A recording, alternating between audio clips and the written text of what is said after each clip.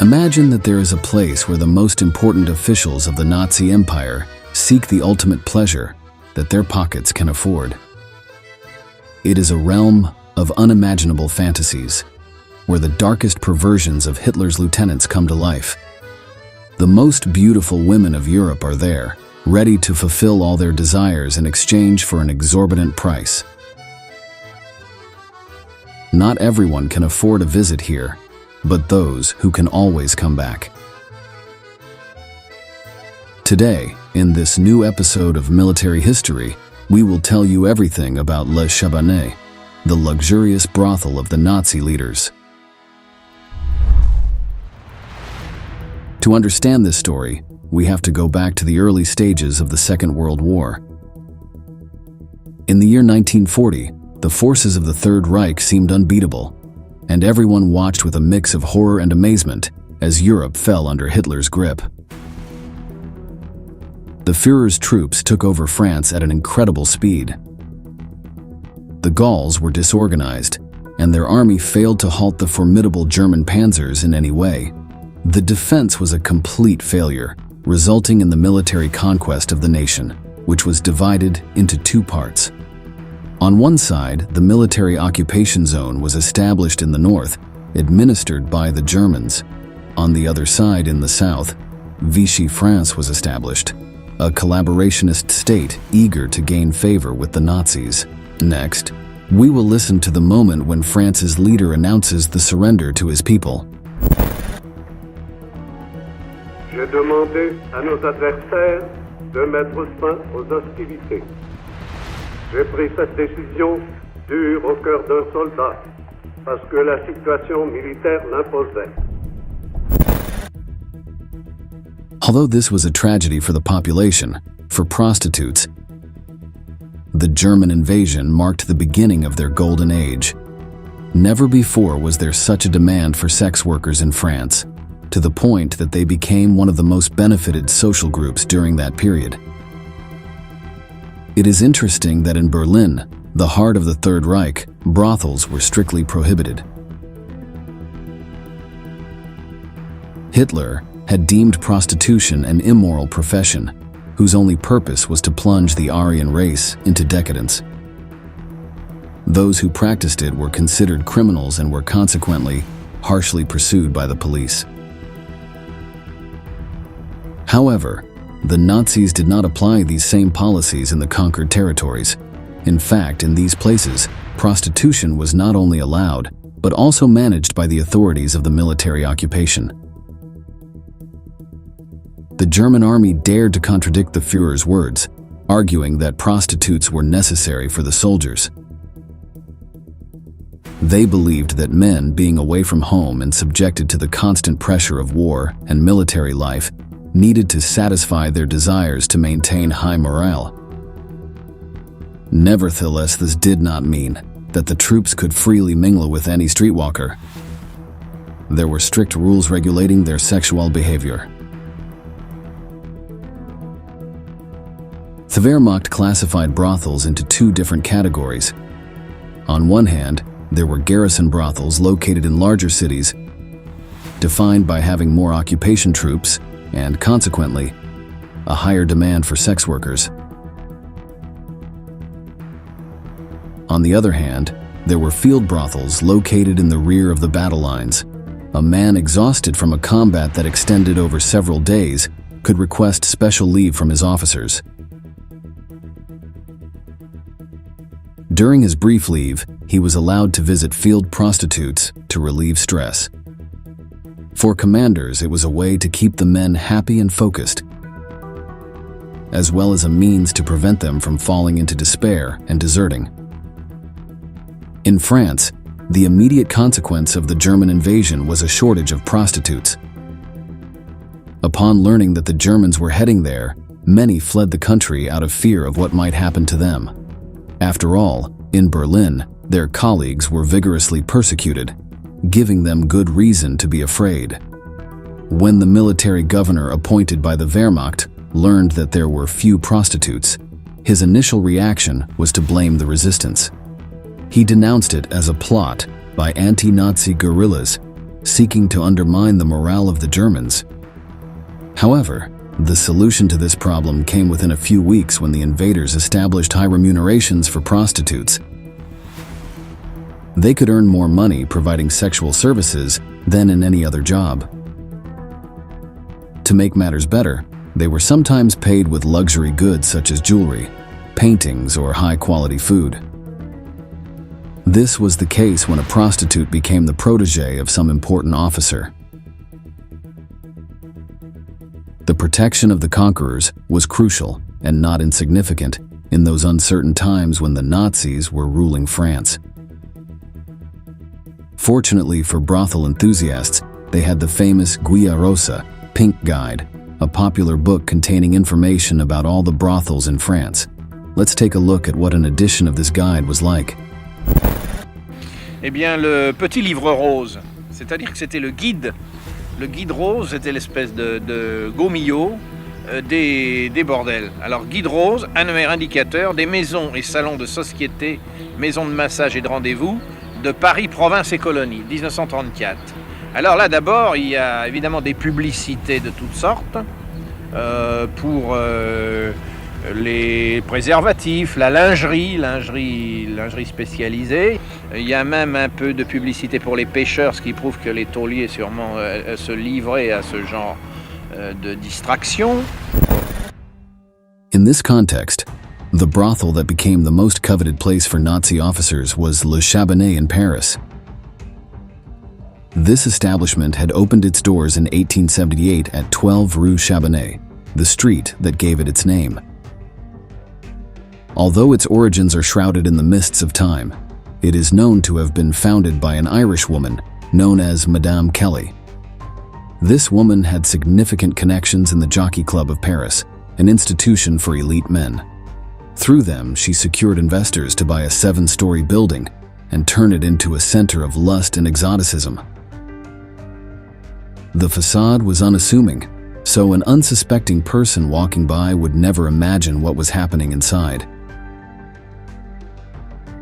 However, there was a curious sign at the entrance, announcing that it was a house of all nations. This didn't mean that the prostitutes came from various countries, but that there were themed rooms designed to transport clients to different eras and parts of the world. The most famous rooms were the Arabian, Hindu, Japanese, medieval, Pompeian, and Louis XVI rooms. In total, there were 20 rooms and just under 30 prostitutes selected from the most beautiful women in Europe. The site stood out for its luxury, and it was evident that the investors had spent a fortune to make the decoration nothing short of exquisite. Inside, there were paintings by the artist Charles Touchet, who spent a whole year designing the frescoes that adorned the brothel. As you can imagine, not just anyone could access the pleasures of Le Chabanais. The brothel was reserved only for the wealthiest elite men on the continent. In the 19th century, when the brothel had just opened its doors, its most famous visitor was the Prince of Wales, who would become King Edward VII of England. It is said that he was a regular client of the brothel, and his favorite room was the Hindu room, as it contained a curious object. It was the love chair, a seat where the prince could recline and have sex with 2 women at the same time. It was designed to support his weight and not crush his partners in the act, as the prince was a very corpulent man. Decades later, the love chair would become one of the favorite toys of the Nazis. It is currently for sale, and you can watch the curator talking about it here. So it's a siège d'amour, or love chair. It was used by Edward VII of England before he became king. In his younger years, he liked to run off to Paris to frolic with women, ladies of the night, if you will. So it was designed for his personal use at Le Chabanais, one of the most notorious brothels of Paris. It dates to about 1890, and it could be yours. During the occupation, only the most important officers of the Wehrmacht, including those who managed the destiny of the Nazi Empire, entered this brothel. This is how Hermann Göring became the most renowned client during this time. Hitler's lieutenant, enjoyed losing himself for hours inside Le Chabanais, taking champagne baths in a copper bathtub, and indulging in the love chair of Prince Edward VII. The common troops had to make do with the rest of the brothels in Paris, which obviously were not as luxurious. As for the prostitutes, they were delighted to serve the Germans.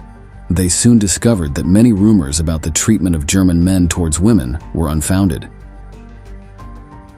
At the beginning of the invasion, it was said that they were violent, aggressive, and irascible. In other words, replicas of the Führer. As the weeks passed, the prostitutes realized that they were actually like any other men, at least in private. In fact, some even came to prefer them over the French, as the rumor spread that the Germans were more cultured, courteous, and generous. Years after World War II, Fabienne Jamais, a madam of that time, wrote her memoirs. In them, she recounts her experience during those times and says the following: "I remember those SS soldiers, all dressed in black, all so young and beautiful, often endowed with extraordinary intelligence. They even knew how to speak French and English." On another occasion, seeing that some of her favorite clients were about to leave Paris to go to the front lines, she told them the following: "You're crazy. You're going to kill yourselves. Let Hitler go to fight instead of you." Many prostitutes became involved in intense relationships with the invaders. As we mentioned earlier, for many of them, it was a way to have a patron who provided protection and security. Although the prostitutes experienced the Nazi occupation as a golden age, the truth is that for the rest of the population, things were very different. The oppression of the German government became unbearable, and this situation reached its limit during the final stages of the war, when misery engulfed Europe. In this context, the prostitutes began to be singled out as collaborators of the regime. It was said that they were practicing horizontal collaboration, a play on words to emphasize that they exchanged sexual favors for well-being. Although this was exaggerated, and most were just doing their job, none of it mattered. For the French people, these women were as guilty as the worst Nazi leaders and deserved punishment. The situation was about to reach its climax. By June 1944, the enemies of fascism initiated the liberation of France, a maneuver where the resistance played a prominent role. Shortly thereafter, in August, the German soldiers stationed in Paris surrendered, opening the doors to the Allies. This way, the French nation regained its independence. The leaders of the Vichy regime were brought to trial for treason. The most brutal sentence was reserved for the Prime Minister, Pierre Laval, who was the real leader of the state. On October 15, 1945, he was sentenced to death, led before a firing squad, and executed. The government that emerged after the liberation of France put an end to the system of brothels run by the Nazis. Now the situation had taken a 180-degree turn. The prostitutes, who were once the most benefited by the occupation, now found themselves in the eye of the storm. There was an enraged population ready to mete out justice by their own hands and avenge the times of abuse and impunity. The supposed collaborators of Hitler were subjected to a brutal witch hunt, and the prostitutes were among the most affected by it. In those chaotic days, the streets were filled with furious crowds, relentlessly pursuing the women accused of collaboration. Once caught, they were held by several people, while a knife was passed over their heads, shaving them completely bald. This punishment dates back to the Middle Ages and was a way to humiliate unfaithful women. Their hair, considered their most characteristic attribute, and their main tool of seduction, was taken away. Here you can see one of the victims being carried as a trophy.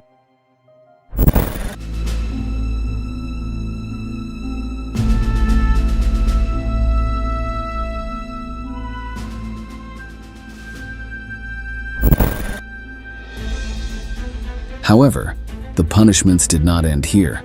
The most unfortunate were beaten until they were covered in bruises and bleeding from dozens of wounds. Then, They were loaded onto a truck and paraded throughout Paris so that citizens could insult, spit, and boo them. No one could have imagined that one of the prostitutes from Le Chabanais, which until recently was one of the most exclusive places in the French city, would now be humiliated in such a way. The story of the most famous brothel in Paris came to an end in 1946, when the government ordered the closure of all brothels. In 1951, the assets of the site were sold at an auction, resulting in the public learning the truth about what happened inside. This is how the most scandalous details about the themed rooms and objects, like the love chair of Edward VII, came to light. Today, where Le Chabanais used to operate, there is a residential building for private use. There are no traces left of what once was a pleasure haven for Nazi leaders. Often it is claimed that prostitution experienced a grace period during World War II, although that description falls short of capturing the variety of experiences and stories lived by sex workers during the conflict. History books often overlook the role of ordinary citizens, especially if they are marginalized women, even if they played a crucial role in defeating the Third Reich.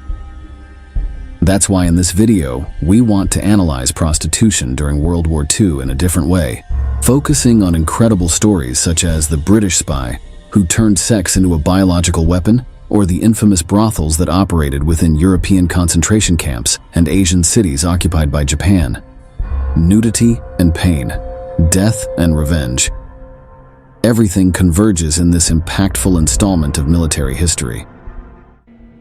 Prostitution continues to be a taboo subject that divides opinions even today, but can you imagine using the oldest profession in history as a form of resistance against Nazism? That happened during World War II when one of Winston Churchill's most important spies decided to use sex as a form of retaliation against the German troops that had sown so much death in Europe. She is Virginia Hall, a young American born in 1906 who, thanks to her impressive tenacity and intellect, managed to enter Radcliffe College, the famous women's college at Harvard, and obtained a postgraduate degree at the American University in Washington, D.C. From a young age, she had a calling for service. So she tried to join the U.S. intelligence service, which focused on gathering information about the brutal war in Europe. Unfortunately, she was rejected because of her prosthetic leg resulting from a hunting accident during one of her many trips. In this incident, the shotgun slipped from her hands and discharged into her left foot. By the time she reached the hospital, gangrene had spread so much that doctors could only amputate the limb below the knee and replace it with a wooden leg. The constant rejection due to her prosthetic leg did not discourage Virginia Hall, who contacted the UK Embassy to apply for a position in British intelligence. This is how she became a spy for the SOE, or Special Operations Executive. The purpose of this organization was to conduct espionage, sabotage, and reconnaissance in Axis-occupied Europe. Hall was a pioneering agent of the SOE, arriving in French territory in August 1941, becoming the first female officer to establish herself there. Once hidden, she organized the Heckler Network in Lyon, which facilitated the movement of resistant soldiers, money, weapons, and supplies. It was during this period that she gained the reputation of being the most dangerous woman in Europe and one of the most wanted individuals by both the Gestapo and the head of the Luftwaffe, Hermann Göring, who offered a substantial reward for any information leading to Hall's apprehension. Not only that, but Virginia also managed to evade German intelligence services and sabotage trains. Quite impressive for a university girl rejected for having a wooden leg. While Virginia Hall operated throughout Europe, it is her years in France that interest us, as it was there that she formed one of the most incredible resistance groups of the entire Second World War. At the age of 37, she decided to attack the Germans in the places they frequented the most, French brothels. She did this in various ways. First, she convinced many waitresses to introduce heroin into the invaders' drinks. Her aim was to make them addicted so that when they were on the front lines, they would suffer severe withdrawal symptoms preventing them from fighting normally. A pioneer in biological warfare, but her sexual attacks did not stop at intoxication. The second part of her plan came to fruition thanks to the collaboration of French prostitutes and Dr. Jean Rousset, a gynecologist in charge of certifying the women in the brothels. His signature assured German soldiers that the girls did not have sexually transmitted diseases.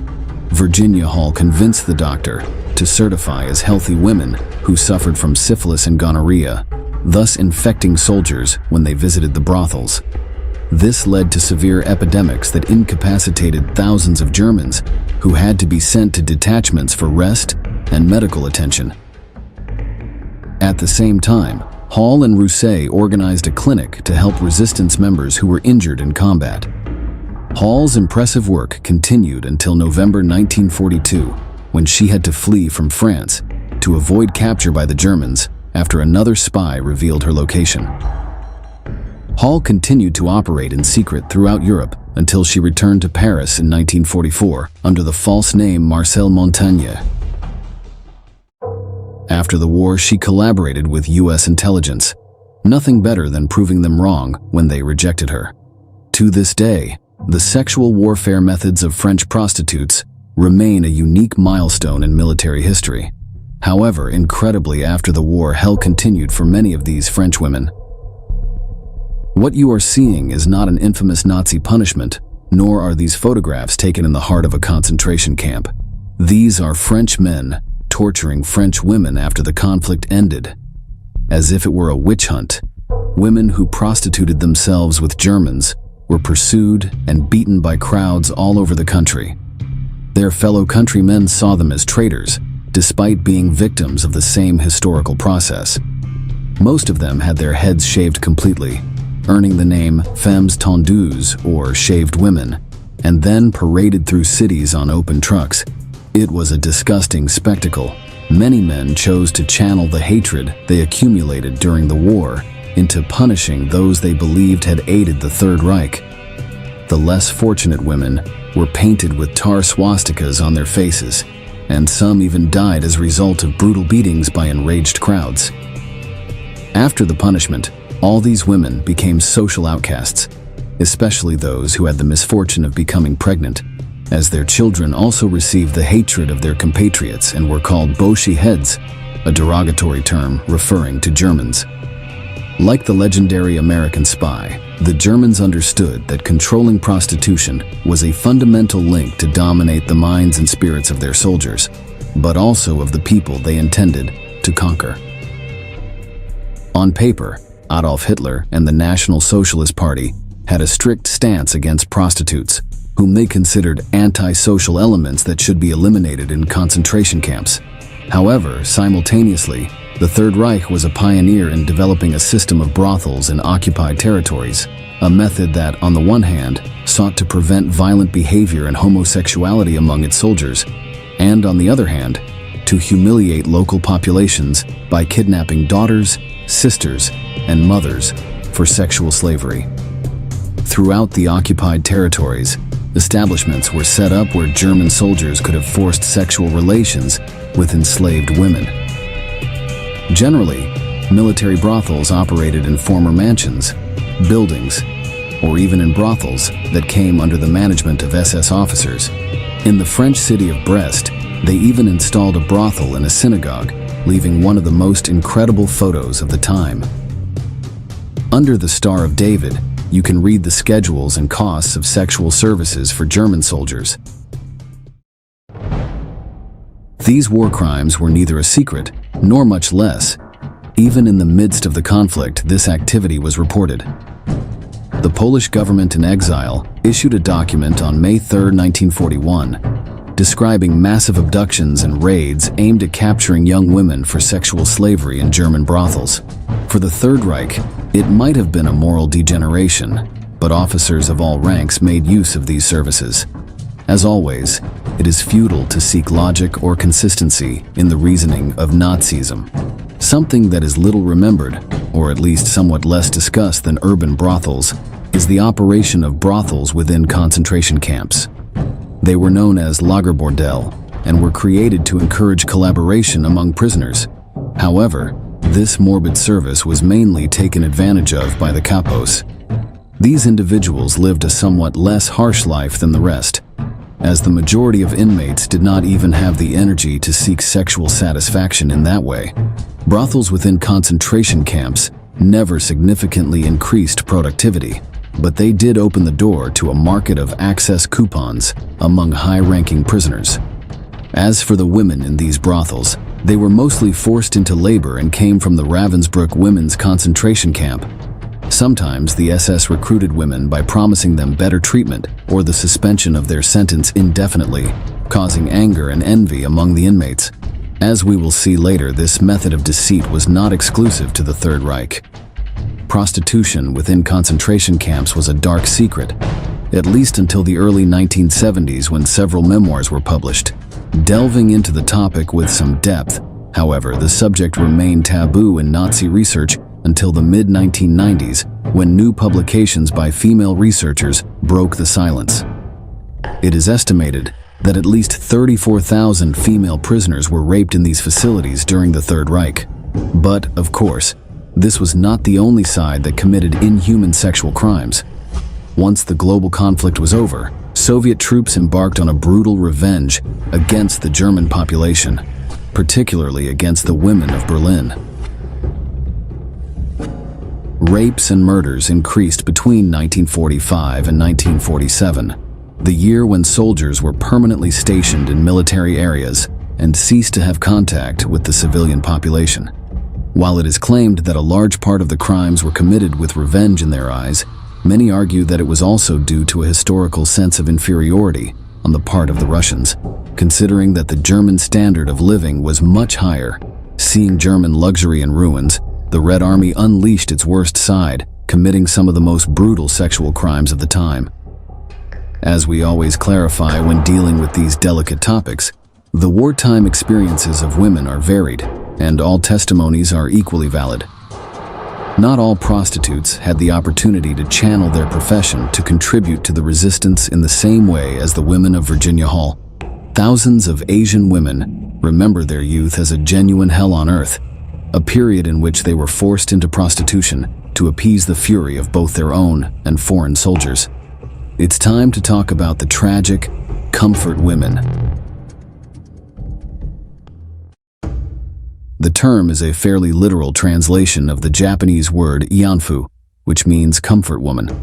Despite the benevolent definition, their participation was at gunpoint and through kidnapping. The majority of cases occurred during World War II when Japanese troops forced hundreds of thousands of women from countries like South Korea, the Philippines, Vietnam, and China into military-controlled brothels. In these facilities, they were repeatedly raped, fed with garbage barely enough to keep them alive, at least for a period. Originally, these brothels were installed with the intention of reducing the rapes by Japanese soldiers and the spread of sexually transmitted diseases. Contrary to what the authorities expected, military brothels exacerbated these phenomena, demonstrating that the brutality of Japanese troops was not caused by abstinence, but by decades of imperial indoctrination that defined the rest of Asia as second-class humans.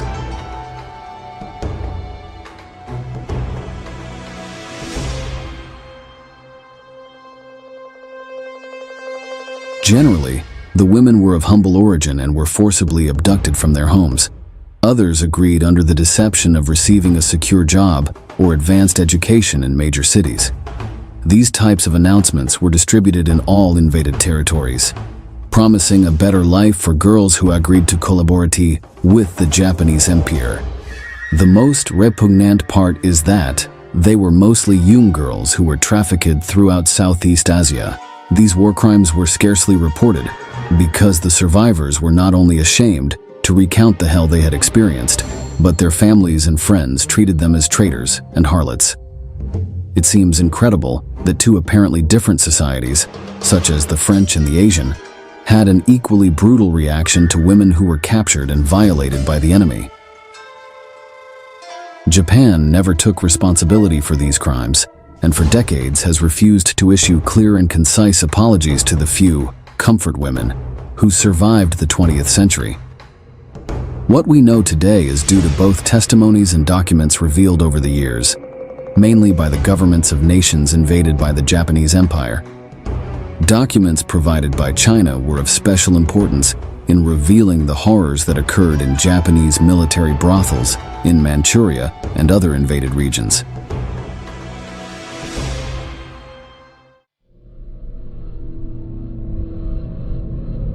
In these images, you can see the exact moment when Chinese troops liberate Park Yong-sim, one of the many prisoners under the Japanese yoke. Her lost gaze gives way to an almost desperate expression, almost unable to comprehend what is happening. This is Park Yong-sim years later, with the gray hair and wrinkles typical of the passage of time, but carrying the horrors experienced during that era. Along with other women from South Korea, she has fought to have her story heard. In total, it is estimated that during World War II, more than 200,000 women were forced to work in Japanese military brothels, a horrifying form of slavery for which the Japanese government has not yet expressed regret or offered apologies. She is Kim Bok-dong, one of the 238 South Korean comfort women who stepped forward and shared their stories of abuse. Many of them reject the term prostitution, which they define as inappropriate because they claim they were lied to and forced to leave their homes to become sex slaves under inhumane conditions. 2차 대전이 일어나자 학교 다니는 학생들까지도 학도병이라 해가지고 전부 다 끌고 갔거든. 남자들만 끌고 갔으면 그만이지만 여자들 강제 모집이라 갖고 소문이 나더라고. 그래서 내가 가기도 싫어하는 대로 강제로 저쪽에서 모집을 하는. Kim was only 14 years old when a Japanese police officer and a soldier arrived at her rural home, asking her to accompany them to work in a textile factory for a few days. Instead of just a few days, Kim was away from her home for 7 years, held in military brothels in southern China, Indonesia, and Singapore. Regarding Japan's lack of apologies in 2015, Kim stated, "I never thought it would take so long. If I had known, I would never have stepped forward. Until this is resolved, we will not truly be liberated." These harsh words resonate to the present as a reminder that the violence of wars is not only experienced in the trenches or aboard fighter planes. Civilians also have to endure hell as their lives become worth little. During World War II, prostitution and sexual slavery experienced a turbulent period, leaving behind some of the most heartbreaking stories of the 20th century.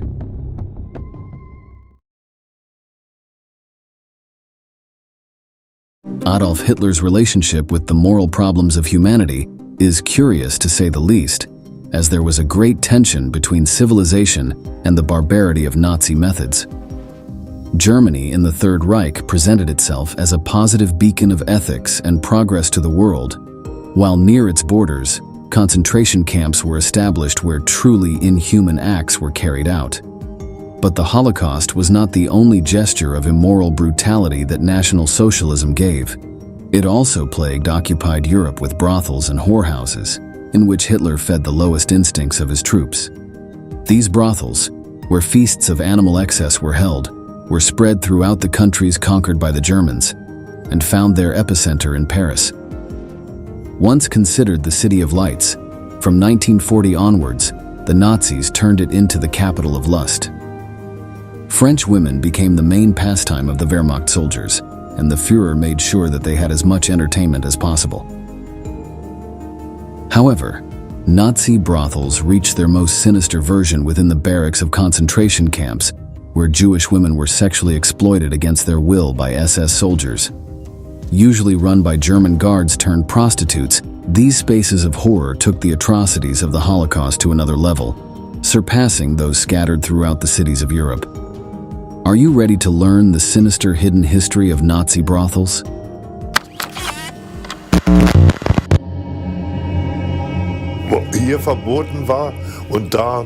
Ce qui était interdit en Allemagne était autorisé en France. Je ne sais pas si c'est ça la liberté, mais ça m'a permis de profiter de choses que je n'avais pas chez moi,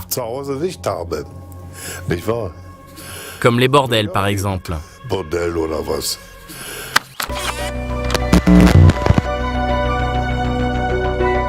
As this Wehrmacht veteran tells it, other young Germans belonging to Hitler's army gave themselves over to the worldly pleasures offered by the streets of Paris. In a certain way, the capital of France was always a libertine place, where artists and intellectuals from all over Europe met to venture into the deepest corners of the night. Drinks, hallucinogens, and exotic dances. The heat of the flesh flowed through the Parisian brothels like water, through the canals of Venice. From the poorest to the richest, everyone found somewhere to satisfy their sexual appetites. Even at the end of the 1930s, with a good part of the continent turning socio-culturally towards conservatism and fascism, French civil society encouraged the exploration of sexual freedom. However, while Parisians gave themselves over to intellectuality and excess, they were unaware that not far from there, Hitler was preparing an invasion. Fantasizing that the Maginot Line was impenetrable, the French entrusted their security to this fortified wall that ran along the border with Italy and Germany. But they were unaware that the system designed during the First World War had a major strategic error. On May 10, 1940, Hitler ordered an advance against France, and the Blitzkrieg, the German strategy of overwhelming the enemy, struck mercilessly. The Maginot Line, far from offering an armored refuge against the Reich's tanks, divided the Allied forces into two smaller fronts, which could not withstand the onslaught of the Wehrmacht.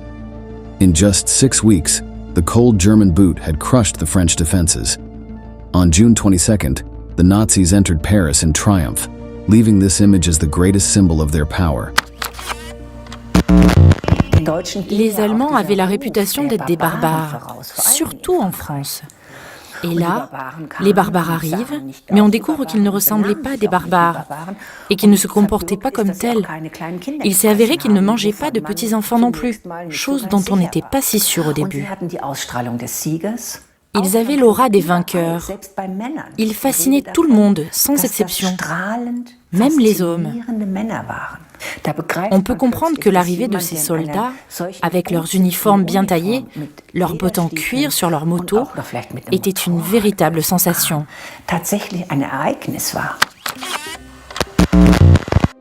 With their historic national pride shattered, the French, who had been synonymous with progress in the 19th century, watched helplessly as the Germans, whom they considered barbarians and had defeated in World War I, surrounded the Eiffel Tower with their tanks. The feeling on the German side, however, was very different. Many soldiers of the Wehrmacht stated that their first impression upon entering Paris was being struck by the beauty of the women. In fact, some Germans found the suggestive mannerisms of the French insulting, as described by soldier Ernst in a letter to his wife in Germany. Tu n'en croirais pas tes yeux en voyant le maudit maquillage dont les femmes se barbouillent le visage. Si mon épouse faisait de la sorte, je ferais mes bagages et je m'en irais sur le champ. C'est incroyable. Très souvent, je dois penser à autre chose, sinon je suis pris de violentes nausées. Ses lèvres rouges vifs, ses visages peints en jaune, ses sourcils surlignés de noir et ses vernis à ongles éclatants. Derrière ce tape à l'œil se cache une grande cochonnerie.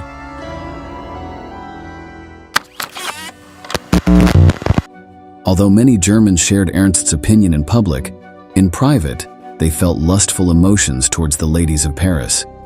The makeup, the revealing dresses, the well-groomed appearance, and the voluptuous forms inflamed the soldiers' passion.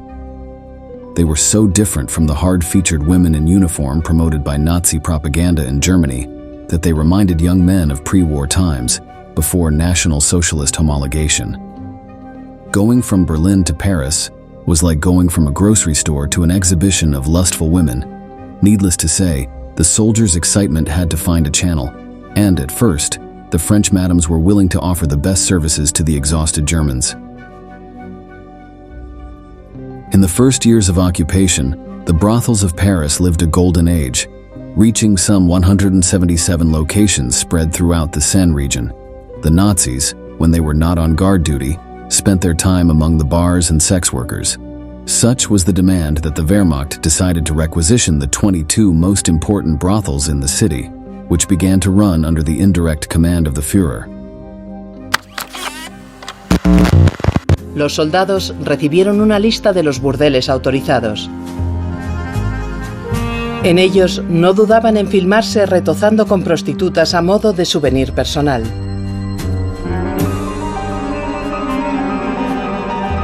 En los prostíbulos podían ver películas pornográficas francesas como esta, que un soldado consiguió en 1940 y se llevó como recuerdo de la campaña de Francia.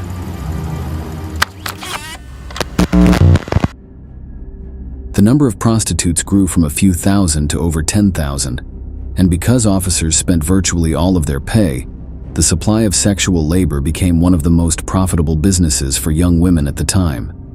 Brothels spread across Paris like a virus, establishing themselves in private homes, basements of bars, hotels, and even in some upper-class buildings.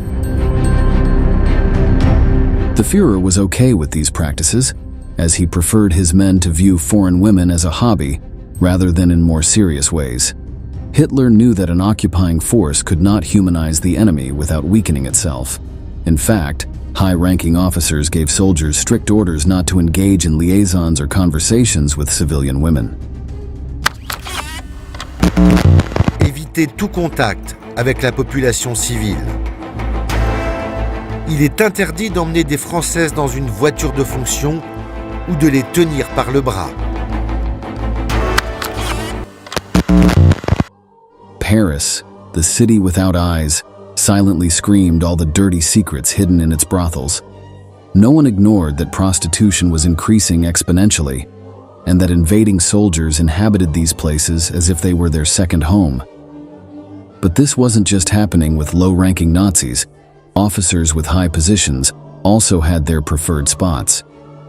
Perhaps the most notable brothel among the Germans was Le Chabanais. It was located near the Louvre Museum and was considered the center of perversion in French high society. This house of luxury had existed for a century before World War II, and its fame preceded it. It had been a playground for aristocrats and bourgeois of 19th century France, and even a common visiting place for politicians or diplomats visiting the country. From the outside, no one would have suspected it was the International Temple of Vice. Its facade resembled that of an old building, similar to any petit hotel in central Paris, 7 stories tall and without balconies facing the street. However, once you crossed the threshold of Le Chabanais, you entered a bustling environment where pleasure, excess, and substances prevailed. Its main attraction was its themed rooms, furnished with peculiar armchairs designed to facilitate different types of sexual acts or practices. There were also more perverse spaces where those who enjoyed fetishism could indulge in all their depravity. What happened in the brothel stayed in the brothel. Le Chabanais became a luxury exclusively dedicated to the predators at the top of the Nazi food chain, and the aspiration of many officers during the occupation was to be promoted to access this legendary palace of pleasure. Within its walls, the most beautiful young French women unabashedly surrendered to the captains, satisfying all their needs and fulfilling their darkest desires. Meanwhile, the madams collected the loot, which was more substantial than what any Frenchman of the time could offer. In addition to cash, it was quite normal for Germans to arrive with gifts for the prostitutes, whether jewelry, clothing, or food, impossible to obtain in Parisian shops. This also had a negative aspect, as French citizens, especially fervent opponents of the German occupation, began to develop great resentment towards the sex workers. Dubbed horizontal collaborators by the resistance in a clear pejorative gesture towards their occupation, the prostitutes slowly became enemies of their compatriots, who were poisoned by humiliation and resentment. By the end of the war, after France was liberated, the people were relentless and brutal towards the prostitutes and the girls of the brothels. The Nazi invasion shattered French society in many ways, and what we will see next was one of the most unjust outcomes for women. El gentío pedía cuentas a quienes se habían acostado con los alemanes. Su delito, colaboración horizontal. Todo un ritual acompañaba a estas decapitaciones dulces, orquestadas por resistentes de la 11ª hora. Raparon la cabeza a más de 20.000 mujeres.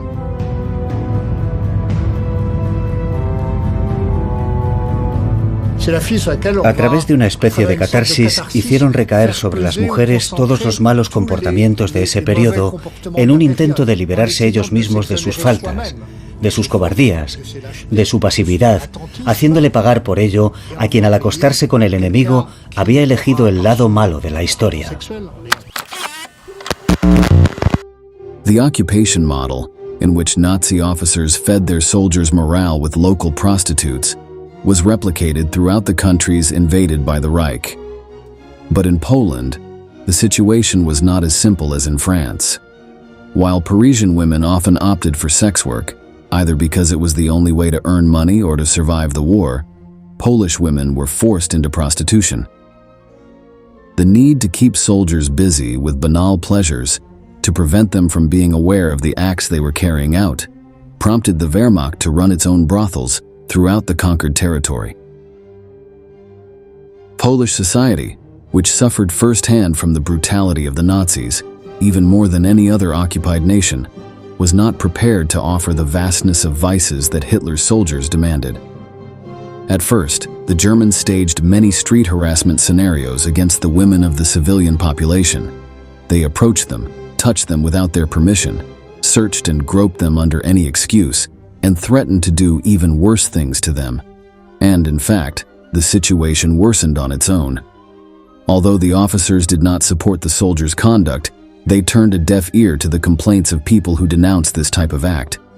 Abuse became a custom among German soldiers stationed in Poland, and far from ending the problem, the Nazi leaders decided to make this type of conduct official.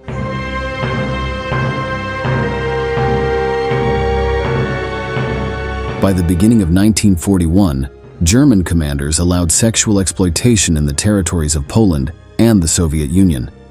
But, unlike in France, in this case it would be carried out through the capture of young women between 15 and 25 years old, who were smuggled to brothels requisitioned or directly set up by the Wehrmacht. This sinister practice of human trafficking came to have its own name: the Rifle.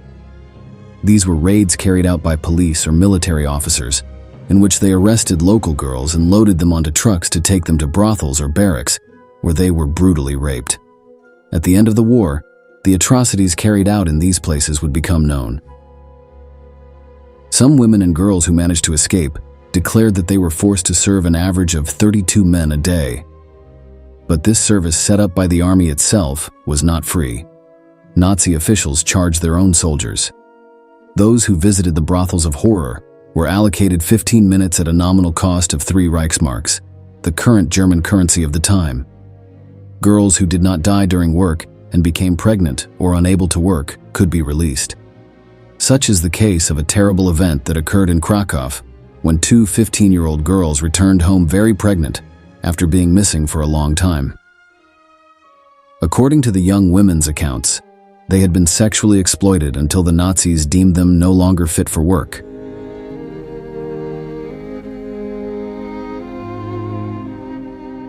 But these brutal activities went beyond Poland's borders. In the Soviet Union, because of the Germans' hatred of Slavs, even the circumstances of the women's capture were extremely violent. A post-war report by the International Military Tribunal describes, in the city of Smolensk, the German command opened a brothel for agents in one of the hotels to which hundreds of women and girls were taken. They were dragged through the street by their arms and hair.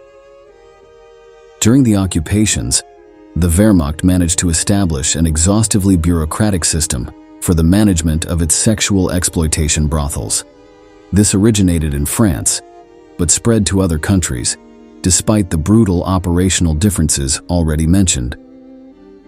During the Nuremberg trials, several accusations were brought against high-ranking Nazi officials, as there were documents showing that sex workers, both voluntary and enslaved, were subjected to medical examinations to prevent sexually transmitted diseases.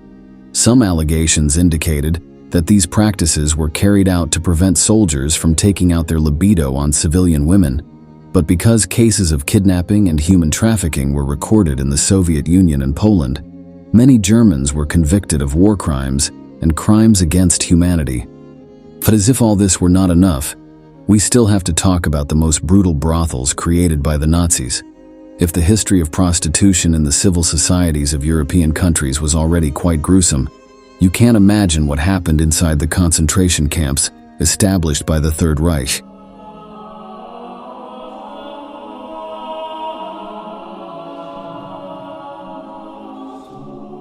That's right. The large prisons and extermination centers with which Hitler articulated the Holocaust were not only bastions of slavery, forced labor, induced starvation, and mass murder. They also created brothels of horror, spaces inhabited by sexual exploitation, abuse, and inhumanity. If outside the walls the situation was bad, inside it was even worse. The first brothel was created in the Mauthausen-Gusen camp in 1942, and was followed by those of Auschwitz and Buchenwald in 1943, and a year later, Neuengamme, Dachau, Dora Mittelbau, Sachsenhausen, and Flossenburg were added. The practices within these barracks had similarities with those of ordinary brothels, but also great differences. The forced brothel at Mauthausen was born as a kind of experiment to try to motivate the Jewish population that worked during their imprisonment. The idea of exploiting women so that the other prisoners would increase their productivity seemed logical, but this never happened. The truth is that most of the prisoners were completely physically exhausted to carry out the sexual act. In a matter of weeks, the barracks of perversion became a place of entertainment for the German criminals, the kapos, and the guards themselves. In fact, its official name was established, Lagerbordell, which simply meant brothel of the camps.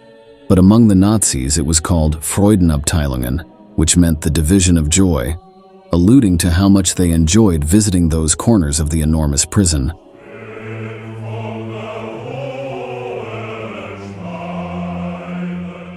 These places were usually located in barracks a little away from the central areas and had their own perimeter walls with barbed wire. In the smallest camps, they could house 20 private rooms for prisoners who were forced to sexually service visitors. In larger facilities, these numbers grew exponentially. The exploited Jews had to be replaced continuously, as they arrived at the brothels in a deplorable state of health, and were usually taken away in even worse conditions, sick and on the verge of death from exhaustion. These sinister buildings were guarded by female guards, who sometimes ran them or served the officers who took the profits. Some Nazis took advantage of these places of horror to carry out their own experiments, as was Heinrich Himmler himself, who decided to carry out corrective rapes in Auschwitz. During the Holocaust, Jews identified as homosexual, transgender, or any other identity were marked with a pink triangle on their sleeves. The head of the SS ordered lesbians and homosexuals to be systematically raped by members of the opposite sex, attempting to correct what he considered a deviation from human nature. In Himmler's own words, he only wanted to cure homosexuality through the therapy of knowing the joy of the opposite sex. Of course, this was just another act of cruelty based on the profound ignorance and recalcitrant hatred that the Nazis held against anyone who was different from them. For that matter, the women had been raped only for pleasure, without any kind of experimentation involved, and most of the inmates used for this purpose died in the brothels before their fellow inmates were taken to the gas chambers. In total, it is estimated that some 32,000 women were forced into sexual work for Hitler's forces, and that the Führer himself accepted and encouraged these practices. Among all the horrors of war, there are some that are preferred not to be told, but we must remember them so as not to repeat them again. Thank you very much for following us to the end. If you liked our content, don't forget to like the video and subscribe to our channel. See you next time.